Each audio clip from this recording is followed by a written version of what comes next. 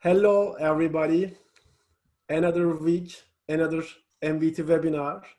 And we are starting our new series, MBT Spotlight. And today I'm having the first guest, a very dear guest. Prateek is with us from Hubspot. And we will start in a couple of minutes. I will just waiting for the attendees to attend. And before we start, Prateek, let's have some talk, like weather talk, this kind of talk, the small talk, it's very popular in the UK and in Ireland as well. Yeah. How is the weather in Ireland, Prateek? Thankfully, it's not grey today, so Yeah. it's sunny, and that means all the supermarkets are going to run out of ice cream within the next 1 hour. Most probably. Did you secure for your kids the ice cream? Oh, we've got a special freezer in the garden room specifically for ice cream. It's my kids won't let me in the house without it, so. Okay. By the way, we just talked before the session with Prateek that Prateek is in Turkish. It's very practical. And as a character that I'm working with Prateek in the, we know each other in the last 3 years, but we are working close in the last 1 year. He's a very practical guy. That's why the name is fitting very good in the Turkish. And you already solved the ice cream problem for the kids in a practical way as well. All right. Yeah. I will share my screen and let's start because we have got lots of things to talk about.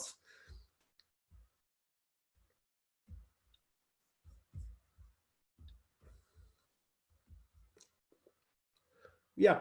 And to the attendees, if you have any questions to be answered at the end of the discussion, please share it in the Q&A section.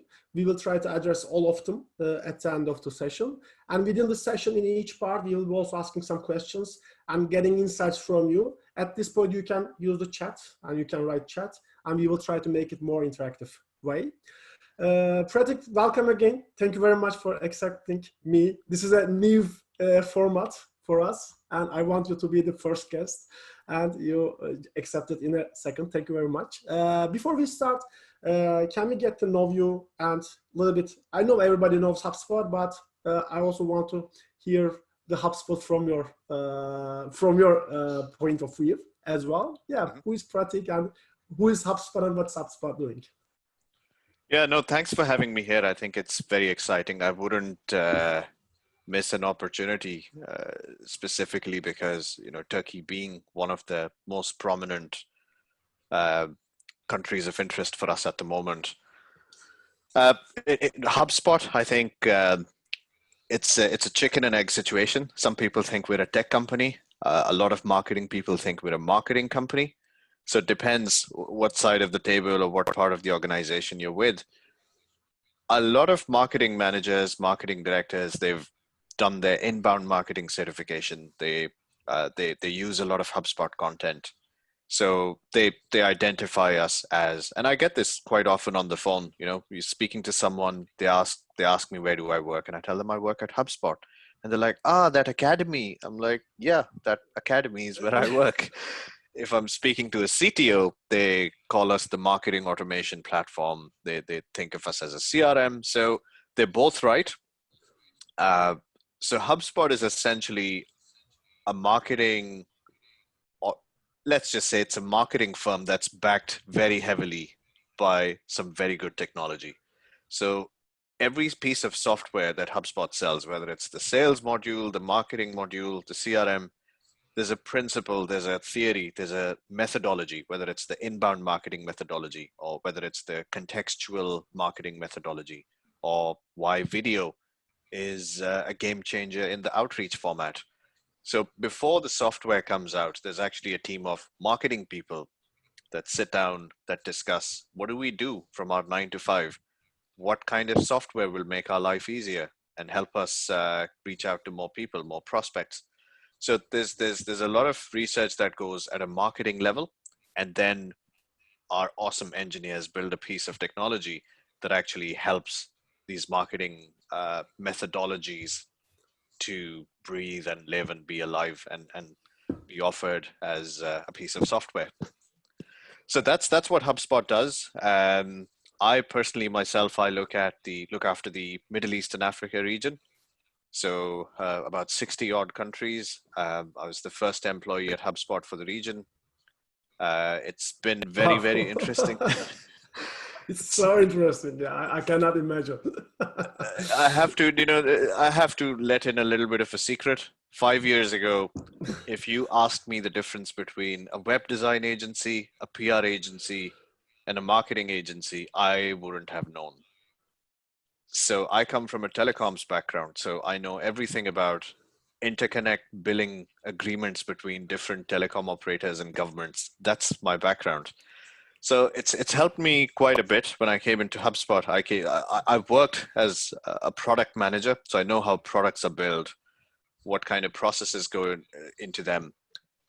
With HubSpot, within the first week, I fell in love with the solution, the offerings themselves, and I'm like, how come I never had this when I was building products? Because we would have, like, if we could market this way, we would have killed all our competition. And this is amazing. This is what we needed. So I think, and I'm sure everybody here today would agree that if you really believe in your own product, if you really like it, use it, you're convinced that it works, you become an evangelist, and it's a lot easier than to not only use it, Exactly. but to also showcase the benefits and talk about it. So that's why I've had a very, very good journey, and that brings in Turkey as well into the equation because, doing my research recently, I found out that after the United States, Turkey is the second biggest real estate market in the world.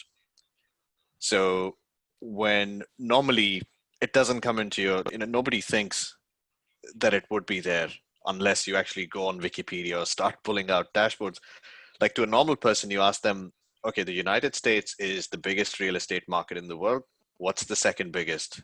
And they'd be like, I don't know, Canada, France, who knows? They wouldn't say Turkey. So there's some really, really cool things. Very interesting market, very challenging as well, but that's why we're here.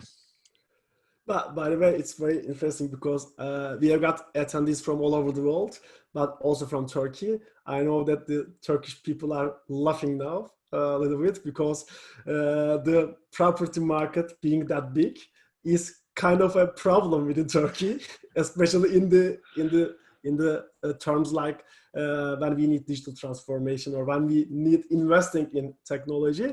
But yeah, it's a very good anecdote that while making, I don't even know that Turkey is the second big in the real estate market. Yeah, it was a very, very interesting thing to highlight. By the way, before moving to MBT part, I totally agree with you about the HubSpot positioning. For example, as a university lecturer, when I'm lecturing at university, tell me about the books and etc. I'm telling them HubSpot, Neil Patel, Semrush, and Moz, these type of resources, because the content creators within these teams are very both marketing minded and product minded, and all the contents are created in a very tactical level. Let's say they also embrace the strategy, but also tactical level. That's why when you are saying that, I was thinking that, okay, when I'm talking with a potential client, I'm positioning it as a growth machine. When I'm talking with a student, I am positioning HubSpot as an academy or as a university. That's why having different hats for HubSpot. But to be honest, I'm a big fan of content marketing. And for me, HubSpot is the king in terms of content marketing. And I'm telling in most of the lectures, like HubSpot is owning the digital marketing content. You search anything through search engine, how to write a blog post, how I can create a Google Analytics code, this kind of stuff, you will end up with a HubSpot content. And kudos to HubSpot content team from here, by the way. Okay, brief info about me and Mbt. Mbt is a growth marketing agency, and we are operating with UK and Turkey offices. Within Mbt, we have got two different, let's say, concentrations. One is growth marketing services. At this point, we are powered with HubSpot and also Google as proud partners. And in the academy part of the Mbt, we are also providing digital and growth marketing courses. And at this point, we are the official partner of DMI for the Turkish market. And I am my bachelor's are from economics, a master's from finance, and marketing is from PhD is from marketing. It's kind of mixture and trying to find a way what to do in the life. I hope I found my way in the marketing field. Besides MBT, I'm also a marketing lecturer in the several universities, and also I'm a proud marketing mentor in several incubators in all over the world. And in most of them, we are also working with Prateek and trying to help startups to grow in their early stages as well. Okay, before moving to the content of today, I would like to also mention that to the attendees live or the ones who are gonna watch later, you can find all the updated events of MBT at our Grow Marketing Hub platform events section. All of our webinars are free. You just have to sign up and create a free Grow Marketing Hub account, then you are good to go have the events information. Okay, this is a Grow Marketing Loop. Today, we're gonna have 5 different topics to talk, but before going to the tactical base, just as a big picture, while you are starting a Grow Marketing philosophy or mindset, we have got several different stages to move forward. The first one is the checkup, like getting information for your brand, getting information from the competitive landscape, getting information from the customers. At this point, the main idea to gathering information from these 3 important stakeholders is building the next step, which is strategy creation. And at the strategy creation part, most of the, especially startups, don't like this strategy world. That's why what I call here is minimum viable strategy outputs. These are the ones that if you don't create them, and if you don't go, if you go to market without creating them, then you cannot find your way. That's why creating the personas, ideal customers, creating positioning statements and value props for them, creating your growth funnels and setting your goals is the strategy creation part. And the third one, the main idea of this today's content is planning content in different channels. The website, the content marketing, the email, the paid media and earned media. And the last stage is the stage making this a loop, looking at the data, trying to find out what is working and what is not, and then investing all the resources to the working ones. That's why before starting today's content, I just want to show you this loop. And today we will be addressing these planning parts, especially in the 5 major fields, which are website engagement, email marketing, PPC marketing, social media, and content marketing and SEO. And today my goal is, my KPI is, I will open some subjects, then I will ask the attendees about their current, let's say, challenges they have. Then I will get Prateek insights about how they can solve these problems, and if they have got best practice from HubSpot, be them as well. Okay, Prateek, let's start the first one. While running all the marketing campaigns, while we go to the market, the first problem is becoming the reaching people, trying to attract them and trying to take them to the website. But once they are in website, I'm seeing lots of problems that most of the companies are forgetting about how to engage with them, turning the anonymous visitors into potential leads. Also, the attendees, if you've got any problem about the website development, website management, or turning the website's visitors into leads, feel free to share it at the chat and we will try to address them. Prateek, why this website engagement is essential for the brands, and what are the best practices? If you can give some HubSpot examples, that will be also great. Yeah, absolutely. Thanks for that. And I think to anyone who's running a business, it's your website is basically your online shopfront. You know, people won't be able to come to your office, so the next best thing is that they go to your website. Now, when you think of it as your actual brick and mortar shop, if someone comes to your shop, would you like to have, you know, seating arrangement for them? Would you like to offer them a glass of water? Would you like a specific part in your office where they can speak to someone, ask what is it that they need, and then maybe, you know, they can assist them with a product offering, walk them through the solution, and eventually, you know, close the deal, assist them, and maybe if they want to come back, for a renewal, for a follow-up, to make a payment, they can always come back to your office. The big difference between your office and your website is that your office shuts down at 5, whereas your website, it remains open 24/7. So if you've put the latest air conditioning, the best carpets and hired the best team for your office, why compromise on your website, which is most likely going to be the first point of contact someone is going to have with your business. Even the address of your office is going to be listed on the website. So it will be the first touch point. Now, obviously, having a website has kind of become a prerequisite. Everybody has one. The big difference is it going to be just a very plain vanilla online business card for your business, or do you actually want it to generate business for you?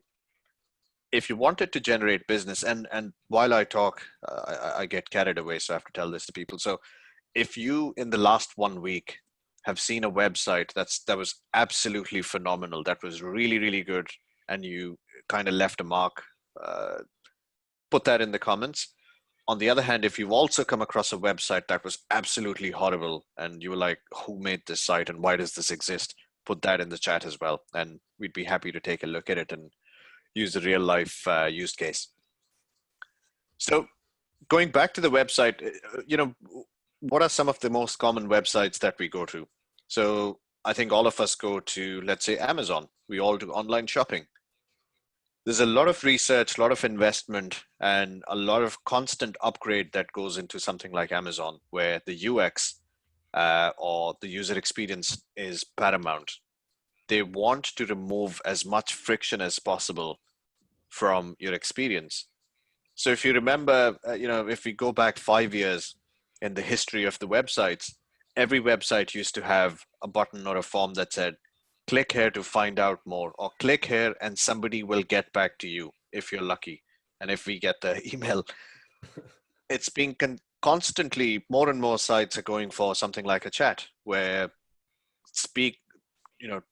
chat with one of our agents right now, or would you like to book a time with one of our people straight away?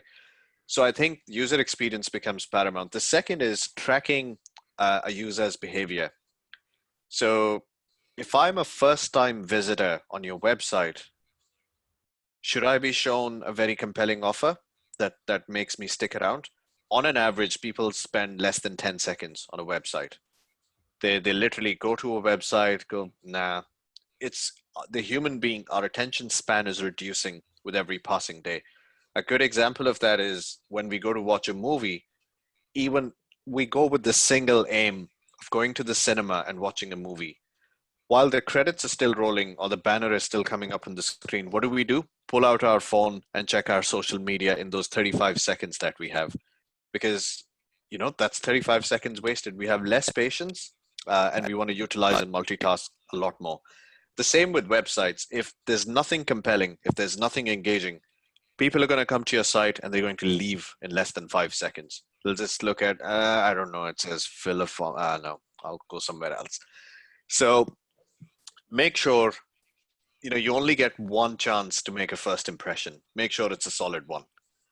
So keep in mind a couple of different things. One of them is if you already know the visitor, whether you're tracking them through cookies, whether they're an existing customer, if you have a system in place where you're able to identify the visitor to the website, give them a very, very personalized, a very bespoke experience. So if I'm an existing customer who's bought $100,000 worth of products from you, you shouldn't show me the click here to book time with sales button, because I'd be like, are you kidding me? Like there's no delight. There's nothing special for me. I've already bought so much product from you. On the other hand, I should be shown a piece of content, something like, we're very proud to have you as a customer, or we hope you're really enjoying product X, which was the last product that I bought from you. So unless you can personalize that, the experience would remain very, very vanilla. And I think this becomes, especially, because Eren, you mentioned you work with a lot of startups, you mentor a lot of startups. The big problem is they've got phenomenal, really good ideas, really, really smart people making a bunch of really smart products and services. but people don't know about it yet.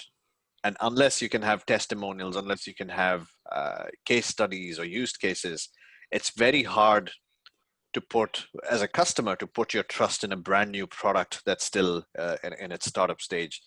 So maybe people buy from people they trust. So maybe put a lot of testimonials on your website, where instead of saying buy now or book some meeting, book a meeting, just say, don't book a meeting, listen to these 3 guys who bought from us last month and see how happy they are.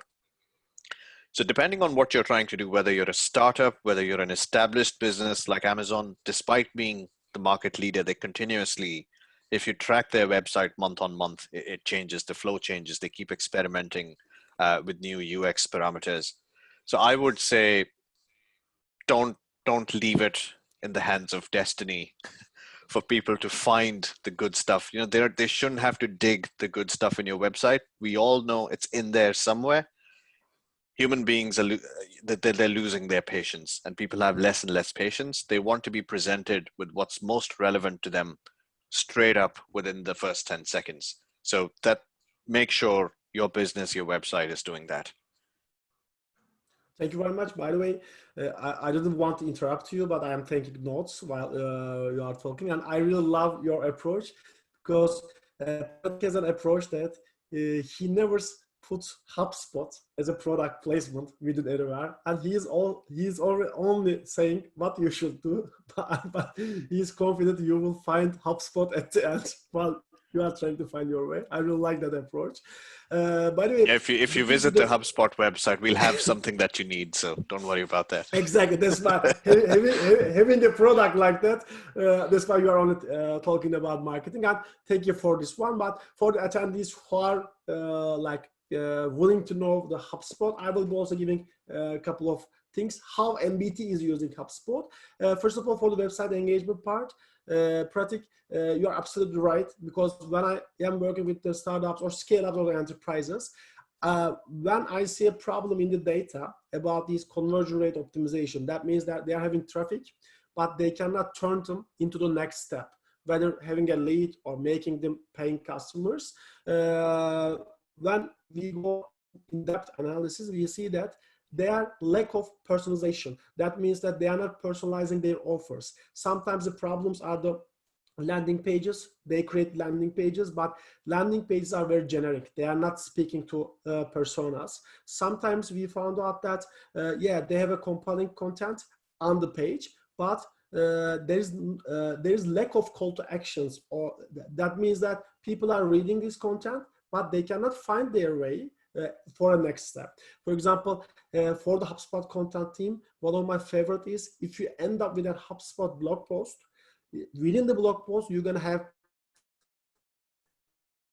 at least 10 collections. All of them will resource. And on the right-hand side, you also have a pop-up and giving you another resource. That means all the things are being done. First, create value to the reader to give extra content, but at the same time, turning this into a potential customer. And I'm telling that the numbers you see in the Google Analytics, these are anonymous people. You don't know them. You cannot reach them. Okay, you can reach them with cookies, with remarketing, but you don't know them in the first place. That's why turning them into real people, having at least an email address or phone, whatever you are willing for, it should be the first step. And for this one, at Mbt, we are using HubSpot landing pages and especially smart rules. Like if people come from Dubai, they see something else. If they come from Nigeria, they see something else. Also, in terms of chat, we are using both the chatbots or the live chat. This is very important, especially the attendees who are in the B2B markets, having your lead forms, like lead flows within the chat. Even you can qualify your leads instead of having them with one email, but you can ask some questions and you can qualify them. And also last thing about this here is the call to actions, the call to action buttons that you create through HubSpot. You can put these call to actions on a landing page, on a blog post, anywhere you want, and you can track the button, even the button performance.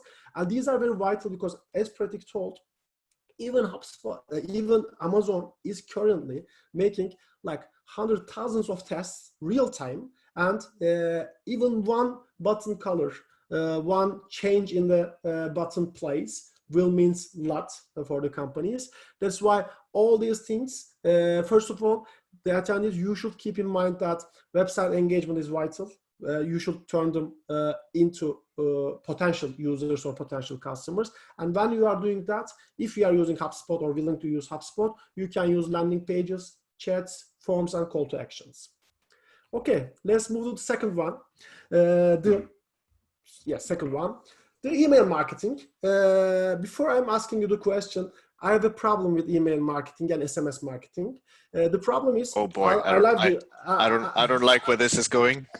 The problem is, I love these guys. I really love these guys, but the bad reputation they have, the email marketing and SMS marketing, I hate this, because even in the universal lectures, I'm telling them, I've seen more than 300 companies' data so far in my career. And the companies who make the segmentation, personalization in a good way, email marketing is the top 3 channel generating revenue. But when we return to the ecosystem, people are telling still email marketing is spamming and etc. And I'm telling that you cannot meet with people in their email inbox in the first place. Yes, you can meet with them in the Facebook timeline when they search something on Google, but not email marketing. That's why I have a problem with their bad reputation, but I like these guys, because in my, even in Mbt, one of our best performing channels are automated emails. But yeah, at this point, why email marketing is essential for brands, and what type of insights you can give the attendees and the ones who are gonna watch this one later.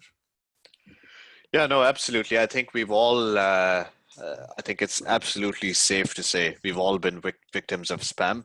I think at least once a day we receive an email that clearly doesn't bring a smile to our face. So email it's a bit of a curse if it's not used properly, and it's a bit of a blessing if you know how to use it. So transactional emails, for example, are a perfect example of why emails are necessary. So if I make a transaction, if I've paid for something online, I'm really looking forward to receiving that email as a confirmation that my payment has gone through. On the other hand, I might find it a little bit spammy if, some company talks about a product that I have absolutely no interest in. So big, and this is really important for newer businesses, for startups, for B2B companies. If you have one campaign that sets a bad precedent, so let's say there's company X that has 350 employees, and that's a target company for you. If you decide to run a spammy, unsolicited email campaign, where out of the 300 employees at your target company, 2 of them receive an email and they mark you as spam, that company's server is going to block your emails for the remaining 298 as well. So don't, kill the prospect of selling to that company purely because you bought a list or you got a database from somewhere and then you decided to email everyone. So my suggestion would be wait for someone to engage with you, at least on one touch point. At least they know who you are. If there's a context behind your email. And again, in the world of sales, it's an ongoing debate. Do you call first or do you send an email first? So it might vary. My suggestion is add a third layer. Get out of that that whole argument. Send somebody a LinkedIn request once they connect. Maybe send a one-line email saying it's great connecting with you on LinkedIn, and I'd like to just leave my contact details here with you in case we ever need to talk. If you ever get to speak to them on the phone, then you'll have the email to latch onto. I'm calling because I just wanted to check if you got my email. So it's like a sequence. You build one step at a time and then you hold on to it. So depending on what your business is, what kind of personas you're targeting, email marketing will remain a very key component of the process, whether it's sales or whether it's marketing.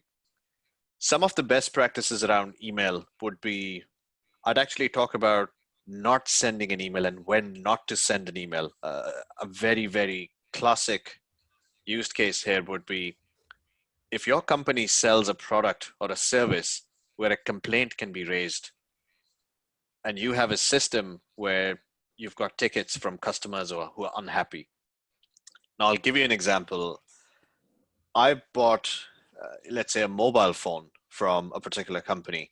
A month later, the mobile phone stopped working, and I sent it back to the workshop. They raised a ticket, or a car. In that case, I sent it back to the workshop. They raised a ticket saying, "Yeah, your ticket is open." My ticket had been open for 4 days, and I had sent them a couple of reminders saying, "When can I get my car back? When can I get my car back?"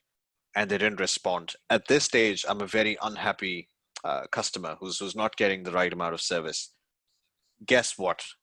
Their marketing decides to send me a happy clappy newsletter saying, "We're very proud to announce the opening of our new showroom in ABC. You'd be glad to know," and blah blah blah. A simple rule that any company across the world should follow is that if your customer has an open support ticket with you, exclude them from all marketing emails. That's one best practice. It's so simple because that email will do more harm than good.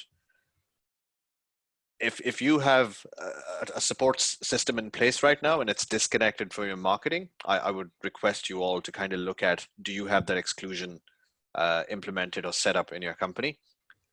The second best practice around email is that treat your prospects, your opportunities, and your customers very, very differently.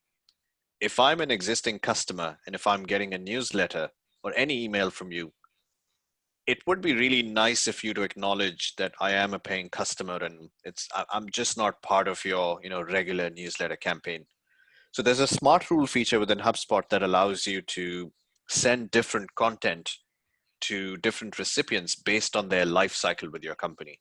If I've been a customer for 10 years, please, please, please remove the click here to speak to sales button from my email, because I've already spoken to your sales about 5 million times. I've been a customer for 10 years.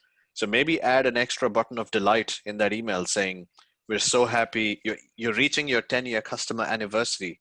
Imagine getting that in an email. It's a nice delight element. So don't do one size fits all email marketing. It's not very hard to set up the dynamic rules to change the content based on the life cycle. HubSpot would allow you to actually do that out of the box. The third best practice would be to segment the content in the email based on what your interests are. If you've seen the pricing page 5 times, but you're not a customer, maybe add a discount voucher in the email. At the same time, don't send that discount voucher to everyone, because a lot of people, first of all, they're not interested in your product. Secondly, they might be willing to pay the full price. So why cannibalize your own revenue?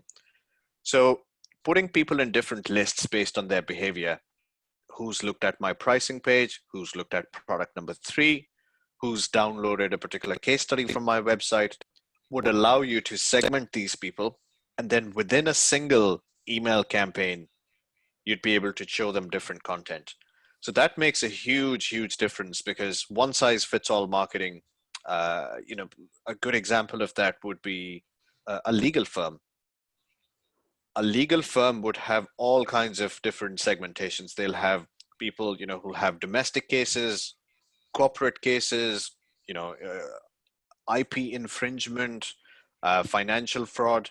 So they would have different kinds of prospects within the same corporate community or their B2C community, and they can't really do one size fits all newsletters. So currently, and if any one of you finds yourself doing that, if you have to do 10 different email campaigns to kind of address these different groups, we'll give you a couple of hours back from every day. You can just do one newsletter campaign and the system will automatically change the content.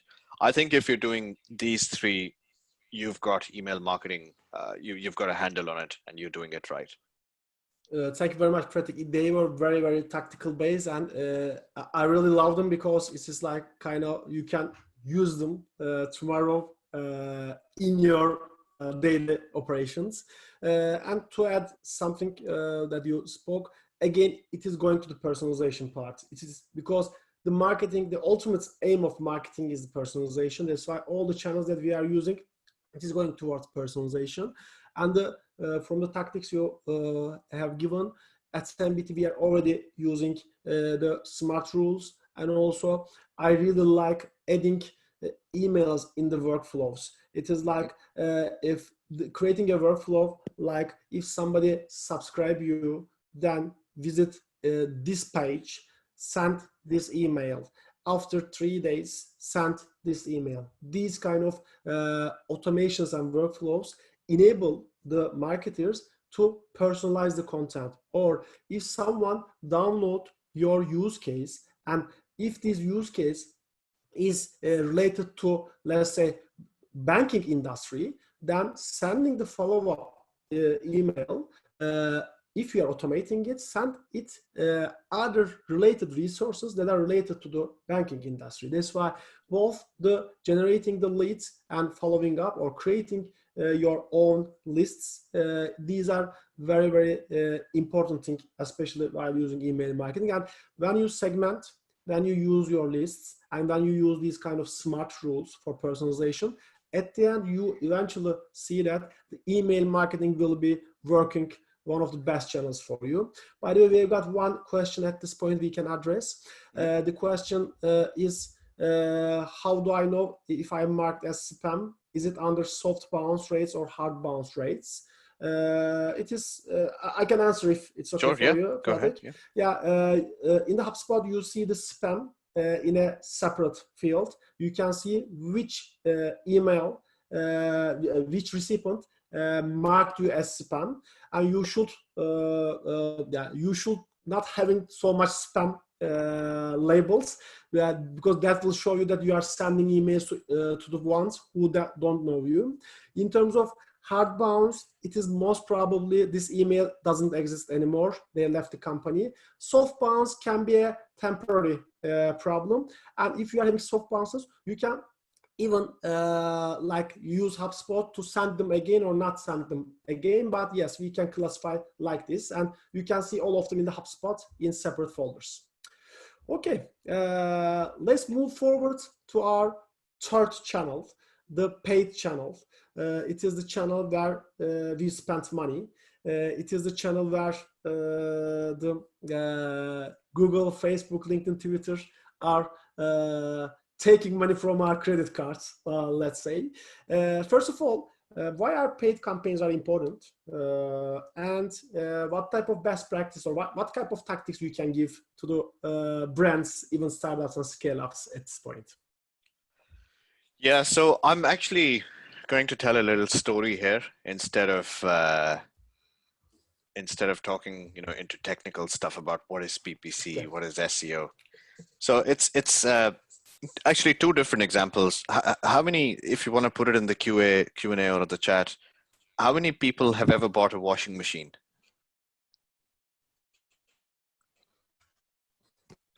So I bought one. Yeah, no, it's an intentional question. Most of us haven't, but so think of a situation where you're in the market to buy a washing machine, and you go to Google and you write something like, you're in the market to buy a Philips washing machine. You go to Google and you write Philips washing machine. It takes you to the Philips website, obviously because you've put, let's say, a very specific brand name called Philips. And then on that page, you see the standard Philips. It's a large global organization. You start seeing information like our stock price, investors, a message from our founders, history of Philips. And you're like, I'm not interested. Can you maybe show me something? I just want to buy a washing machine, not your shares. So this is where SEO plays a very crucial role. If you can identify what were the search terms that people were looking for, these people who came in looking for Philips washing machine, they shouldn't be taken to your homepage. They should be taken to a specific page based on their country, saying comparison chart of 5 top brands of washing machines in Belgium, where they can make an educated guess and then then eventually buy your product. My next question will be a little bit simpler. How many of you have bought clothes in a shop?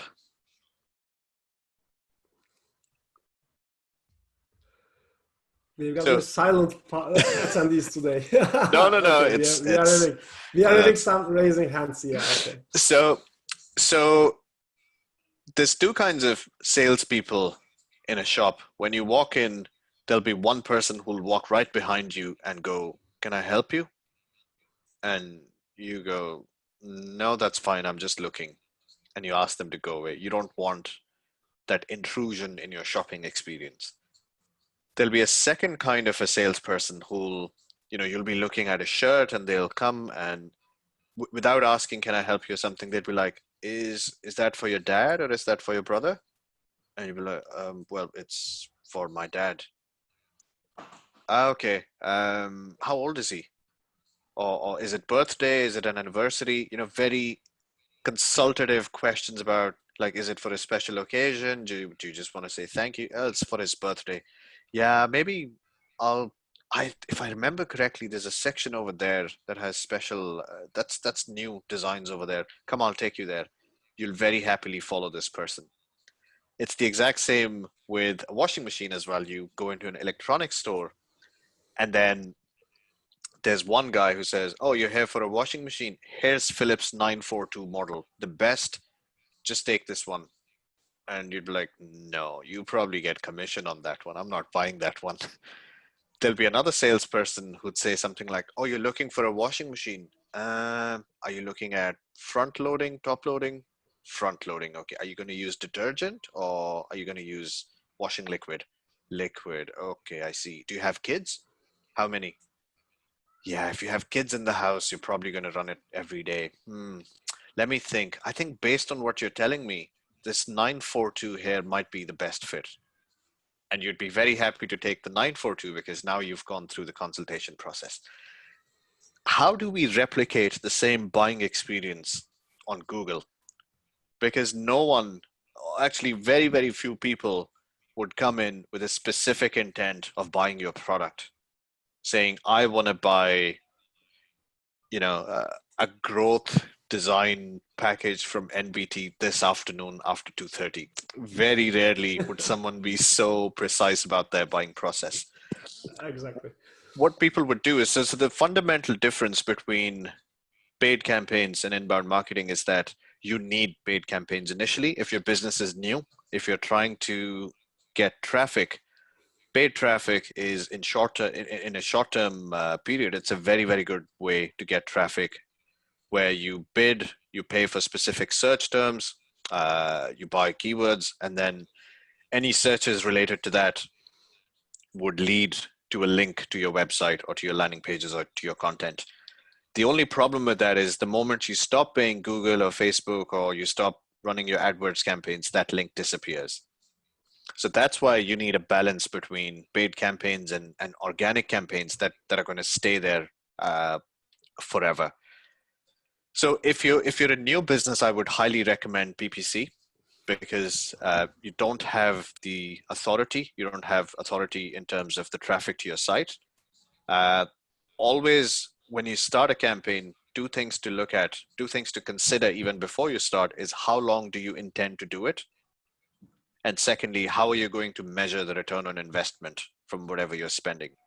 So it's a very, very messy rabbit hole that you can go down. You can spend $100 or $100,000 and both wouldn't seem sufficient if you don't have a very well organized reporting structure in place.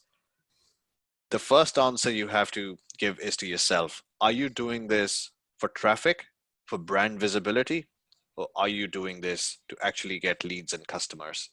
So both of them, they might sound like it's the same thing, but it's not. A lot of companies, if McDonald's is running a PPC campaign, trust me, they don't want customers. They just want McDonald's to stay, when people want to get fast food, they want this particular brand to be top of the mind or stay within the mental, top space. So make that decision. So HubSpot, for example, it would connect the dots between both of these factors. So it's a touchy subject. Some marketers get upset, but there's fluffy data. There's data like sessions, clicks. There's engagement data. And then there's the real data, which is how many of these likes and sessions and comments and all of this fluffy data actually convert into contacts.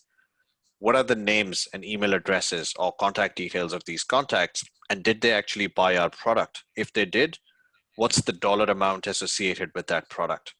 Unless you can connect that loop, SEO will remain a very important, but it'll remain a very important element, but it'll be kind of like a black hole where you'll see some things happening, you wouldn't be able to put a dollar amount onto it.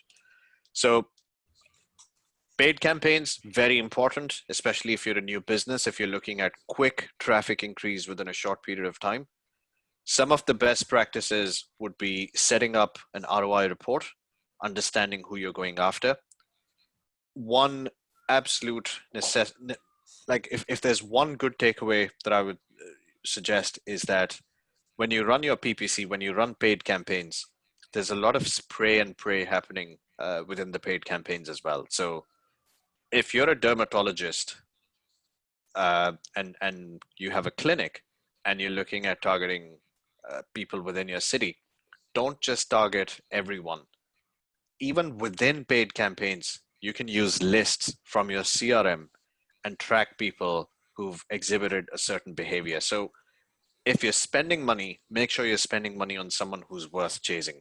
So even within paid campaigns, within AdWords, within Facebook, you could do account-based marketing if you're on LinkedIn, if you're a B2B company.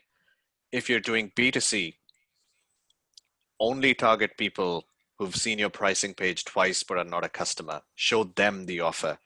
So if you're doing a very, very widespread, show my offers to everyone who searches a particular key term and so on, you'll find there's a lot of traffic. It's going to cost you a lot of money, and it's not going to be razor sharp.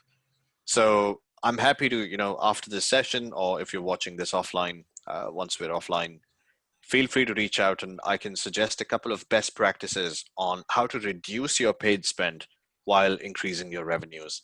Because it's not rocket science. It literally takes 10 minutes to set up. And I think everyone should be doing that.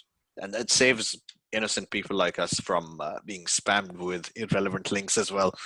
Thank you very much. I didn't want to interrupt, but within the things that you have told, I also, in the back of my mind, I'm also thinking what we are doing within these ones. But yeah, I've been using paid marketing for nearly all of the campaigns. But what I can say is, yeah, it is very important in the early stage for creating new audience. But as you said, if you cannot balance it with the organic or direct or other referral traffic, when you are running out of budget, and if you are not generating positive return on investment, return on ad spend, then the business will be in risk.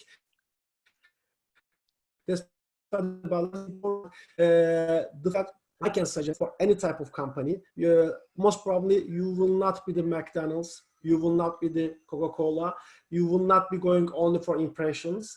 Be sure that you are tracking till the end.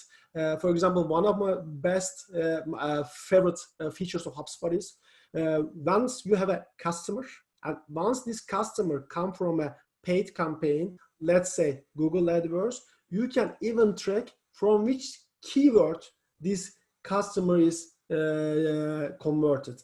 That's why you should be tracking till the end. You should be tracking the return on investment. It's like there are like some risky numbers like the impressions or the reach. Yeah, they are big numbers but can be risky if you don't see till the end of the funnel. And also, as Prateek suggested, do not forget the remarketing. And especially if you are using HubSpot, you can remarket to the people who are seeing specific pages or doing specific things.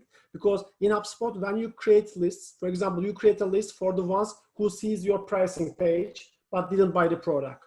You can send emails to them. At the same time, you can open ads just for them. And again, it comes the personalization, and again, it comes the when you use the HubSpot in a wise way. Okay. The fourth one is can be the most popular one within the digital marketing community. Even sometimes social media marketing is exceeding the digital marketing search terms. It is like because of this influencer or becoming an influencer type of social media hype. Social media marketing is another important, let's say, channel. What do you suggest about social media? How you position social media in this marketing mix, digital marketing mix, let's say? Yeah, I think in terms of adoption, out of emails and all of chat and all of the other channels, I think social media has one of the highest adoptions. If you look at a very classic example of airlines, I think it was earlier on this year, I was speaking to a large airline, and they mentioned that almost 40% of their flight change requests now come through their Facebook Messenger, which was unimaginable. Like 5 years ago, it was almost guaranteed that you'd have to call a number, speak to a call center, give them your PNR, or send an email if you're tech savvy. And they said this transformation was so quick, and now it's 40% now, but they're pretty sure that by 2021, end of 2021, majority of flight change requests are going to be coming through WhatsApp, through Facebook Messenger, and people have got smart as well. If you're not happy with a product, you know straight away, I'm not calling their call center. I'm going to leave them a bad review on Twitter, because then their social media team is going to jump on and they're going to resolve it even quicker than their call center, especially for large companies. So I think social media has come a long way. It's almost like we're all integrated, where we're connected to our families, to our old college mates. It's very heavily intertwined in our everyday lives, and that reflects in the way people like to market and be marketed to. So one of the features of HubSpot is the ability to schedule everything. When it comes to your organic, your free, regular social media, you'd actually be able to schedule all of your posts. So first day of the month, you can schedule your posts for the entire month, and then get all of your analytics in terms of what kind of engagements are coming, who's and how many comments and how many retweets and things like that. The second thing you could do is going back to the retargeting. If you're looking at retargeting based on specific use cases, specific behavior on the site, you'd be able to do that not through this social media tool, but that's part of the ads, the paid ads social media module of HubSpot. One acquisition tool that a lot of people use within, especially in the B2B segment, is there's a monitoring tool where specific hashtags are monitored across the internet.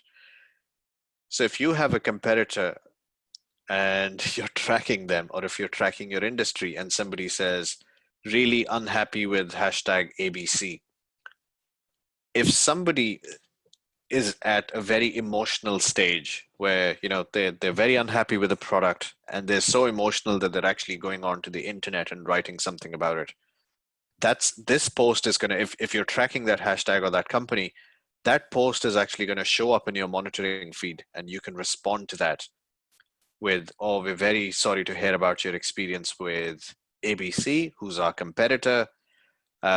Give us a chance to change your experience. How about we offer you a replacement, or we change your subscription? And that is something, you're going above and beyond. It's not just about your own business, your own leads. You're opening a new stream of revenue, a new stream of customer acquisition, where customers of your competitors are raising hands and saying, I'm not happy with something. There's two advantages. You're gaining new customers, and secondly, you're also identifying what are the core problem areas based on which people leave providers that provide the same service that you do. So one of the best practice would be post quite regularly. It's not about it doesn't have to be very precise. It could be something as simple as a very small product update or a new feature. The important thing is that there needs to be something of value. The world of internet operates on the basis of give and get. If someone is giving you 15 seconds of their time, going through your post, commenting on it, they need to get something in return. whether it's a sneak preview into your next product launch, whether it's a beta access, whether it's a trial, whether it's offer to support or some help with or assistance with implementation, whatever it is, follow the principle of give and get on social media. I think we're all kind of we've been subjected to a lot of good morning messages and a lot of pictures of smoothies and milkshakes, but I think we as a human society, we need to put an end to it and follow the give and get principle on social media. So you'd be able to connect most of your social media accounts onto HubSpot, manage them from one place, get all of your analytics in terms of interactions and stuff. Most importantly, track what kind of traffic is social media independently sending to your website and how much of that is converting into revenue. So one key takeaway would be differentiate between noise and revenue. So which of your channels are sending you purely traffic and which ones are sending leads that actually convert? Thank you very much. It's a very interesting thing because in terms of social media marketing, that HubSpot you can do it within HubSpot. It is kind of HubSpot is not that shouting the social media, and in most of the things, even in Mbt or in our clients, what we see is it's kind of when they see the social media, they can monitor, publish, and get reports.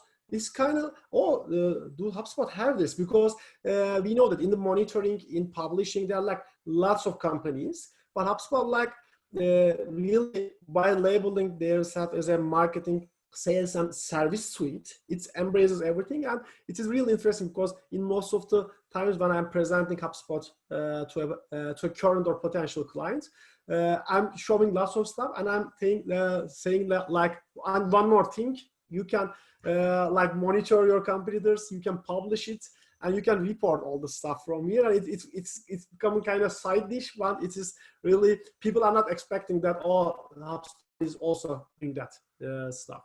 Okay, and the last but not the least, one of the kings from the marketing field, the content marketing. And also I've added the search engine optimization part in here because for a essential and effective, let's say, content marketing strategy and operations, you need to embrace the appropriate search engine optimization thing. And first of all, why this content marketing is important, and what type of best practices that the brands can use HubSpot for having a much more effective content marketing performance. Yeah, no, I think this is the most key of them all, and this goes back into why should I pay for SEO or for PPC? The simple reason being, as soon as you stop paying for AdWords, that's going to disappear, but your organic content, that's going to stay on the internet forever. Now, I'm going to use an example here again, not a very pleasant example, but something that's relatable. If I was to wake up with, let's say, a pink rash on my hand one morning, the first thing I'm going to do is not go to the hospital or go to a clinic. I'm going to pull out my phone and I'm going to put a search term like pink rash on the hand causes. Now, obviously, there's somebody who's definitely doing PPC in my city. He's going to show up as the #1 result. Dr. Smith, #1 dermatologist, book an appointment now. What am I going to do? Scroll right past it. Nope. I'm going to go to result number 4 or 5 that says something like rash on skin overnight, possible causes. I'm like, that's what I want to look at. I'm in my awareness stage. I don't even know what I have. I want to make myself aware of the situation that I'm in. I don't know if I need a doctor. I'm going to click on that.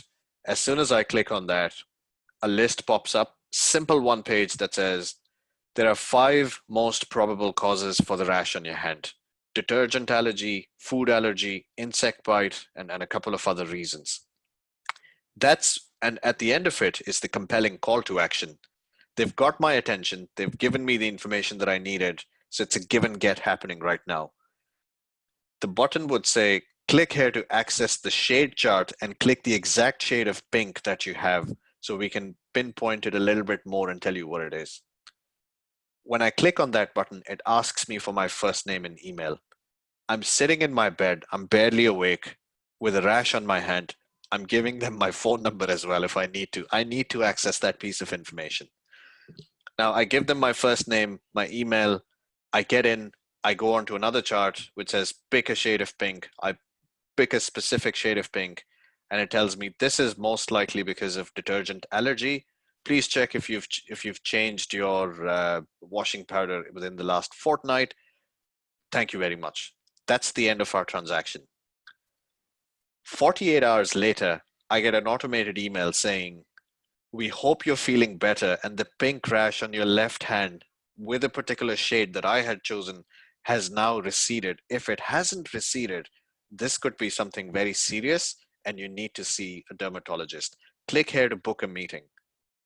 This email campaign will have 1 out of 3 people signing up for an appointment because it's very, very precise. It knows the exact shade, it knows the reason, and it's only being sent to people across the city who woke up with a rash one morning.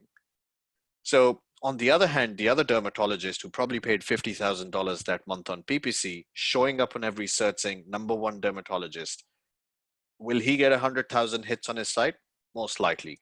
He'll get traffic, he'll build authority, but at the same time, will he convert 1 out of 3 visitors to his site? I doubt it.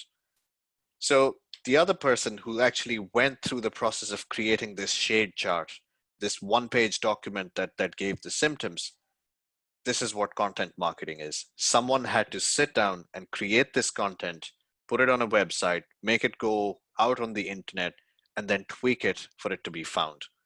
So you can give it a lot of fancy names, but we all go through the exercise subconsciously. Our brains are wired now in a digital economy where we're skipping the first 4 ads saying, no, these are ads. They're trying to sell me something. And we're all looking for information that we can, self-help or find out if there's a solution, alternatives available.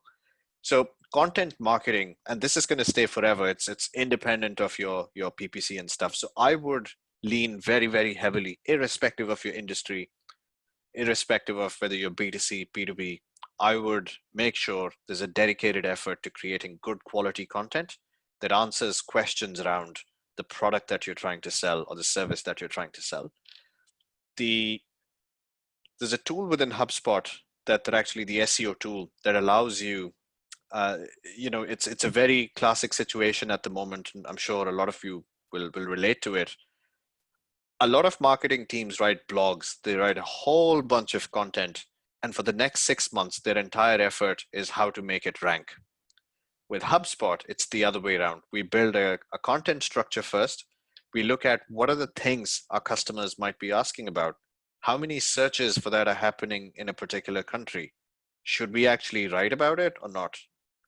Why are we writing about it if only 5 people are looking for it? We're not helping anyone. So you build the structure, the strategy before you actually write your first piece of content. And that makes a huge difference because you're set up for success from the very, very first day because you know exactly what kind of content is being searched. Is there something on your website that answers that question? And if you do, what is it that your competitors have that is answering that question as well? And how can you tweak it to make it better than your competitors? So if we can provide all of that infrastructure, all of that strategy, all the tools to do that in one place, that would be the HubSpot SEO tool. I can also go technical if you want and talk about. Sorry, I couldn't, because somebody in the garden started to work. That's why I muted that. I couldn't find the button. Thank you very much. It was really very essential in that short time, because if you want to talk about content marketing and all the other like 5 stages, it will take a while. But in this webinar, my KPI was putting forward that the 5 major parts that the brands need to consider for growth marketing and some best practices to do HubSpot. And maybe we can have different webinars by taking each these 5 sections and go more in depth, maybe using some HubSpot usages. This was the last channel. And if you have got any questions, you can use the Q&A section at this point. Prateek, thank you very, very much. It was an honor to have you as a first guest. Likewise. As I said, it is our new format, this spotlight format. I've taken lots of notes, by the way. I have lots of to-dos, but I added more to-dos now while you are talking. I hope it was beneficial for the attendees, and it will be beneficial for the ones who will watch later. Thank you very much. I'm looking at the Q&A section. A technical question, but our forms look sloppy on HubSpot. Is it possible a pre-designed HTML can be in text? Do you want to take this one, Prateek? Yeah, so this would be a design. What version of are you using? The marketing? Are you using the sales? Is it the elementary CRM? Okay. So there might be some restrictions on the starter marketing forms. They're not as editable or not as robust design based as let's say the proper marketing professional, which would also have smart content and progressive profiling. So maybe if your company has a very specific use case around how you want to use forms and it's the #1 source of leads, we can then look at maybe upgrading or looking at a specific workflow. Obviously, it has to make sense for you as well in terms of how much business or how much revenue that change is going to bring in. So we can take that offline and discuss that. And one more upcoming question. Is startup discount still in use for HubSpot business marketing package? Prateek, you can take it. Yeah, we could. Yeah. I'll have to, obviously, this is a decision finance makes, but I can, if you want to send me and this is for everyone, you can connect with me on LinkedIn. My first name is Prateek. And if you write Prateek HubSpot, I hope my SEO is done right and I show up. And my email address is Papa Sierra Hotel Alpha Romeo Mother Alpha @hubspot.com. So feel free to send me an email if you have any questions, and I'd be happy to connect with you.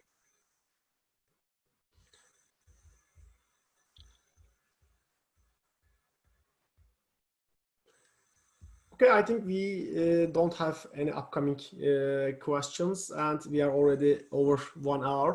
Thank you again, Prateek. No, pleasure. Thanks again. Yeah, lovely to have you. See you in our next webinar. Who knows the topic will be. Yeah, looking forward to it. Okay, thank you. Thanks, Eren. Bye. Bye.